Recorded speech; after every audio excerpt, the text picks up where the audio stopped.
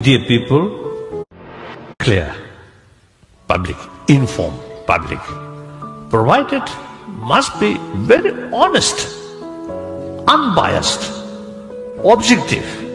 That's important. The media people, please carry continuously thorough investigation. All these, because of the spot where you have some doubt, thorough investigation.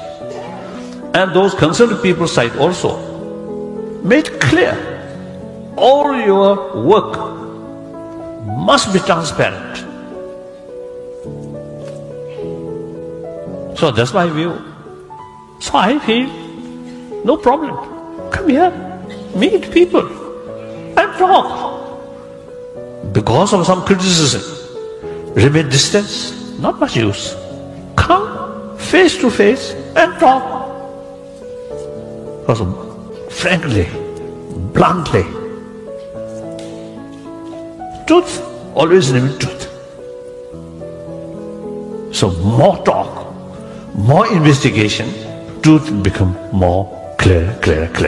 I dedicated all my life till my death as I try to make little contribution as much as I can to bring more inner peace.